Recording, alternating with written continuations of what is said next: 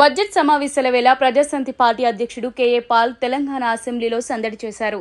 అయితే అసెంబ్లీలోకి అనుమతి లేకపోవడంతో పాల్ను అసెంబ్లీ సెక్యూరిటీ లోపలికి వెళ్లనీయలేదు. కాసేపు వెయిట్ చేసిన తర్వాత అనుమతి ఇవ్వడంతో ఆయన తన కోడలితో కలిసి లోపలికి వెళ్లారు. అసెంబ్లీకి వెళ్లిన పాల్ పలువురు అధికారులు, రాజకీయ నేతలతో ముచ్చటించారు.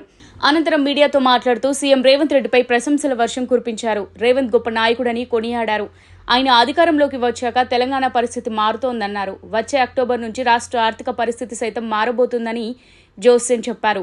రేవంత్తో కలిసి ప్రపంచంలోని బిలియనీర్లను కలిసి తెలంగాణకు పెట్టుబడులు తెస్తానన్నారు. రష్యా అధినేత పుతిన్కు కూడా ఇంగ్లీష్ తెలియనప్పటికీ ప్రపంచవ్యాప్తంగా ప్రత్యేక గుర్తింపు తెచ్చుకున్నారని, రేవంత్ ఇంగ్లీష్పై విమర్శలు చేయడం తెలివి తక్కువతనమని ఆగ్రహం వ్యక్తం చేశారు. అంతేకాదు మాజీ సీఎం కేసీఆర్కు ప్రస్తుత సీఎం రేవంత్ రెడ్డికి అసలు పోలికే లేదన్న కేఏ పాల్, కేసీఆర్ డిక్టేటర్లా వ్యవహరిస్తే రేవంత్ మాత్రం ప్రజల కోసమే పనిచేస్తున్నారని అభినందించారు. బీఆర్ఎస్ హయాంలో 12 లక్షల కోట్ల రూపాయల అవినీతి జరిగిందని ఆరోపించారు. ఇటు ఏపీ సీఎం జగన్ ఓ వేస్ట్ ఫెలో అంటూ తిట్టిపారేశారు. 10 లక్షల కోట్ల రూపాయలు అప్పు చేశారని ఆరోపించారు. రాబోయే లోక్సభ ఎన్నికల్లో తాను వైజాగ్ నుంచి ఎంపీగా పోటీ చేయనున్నట్టు తెలిపారు.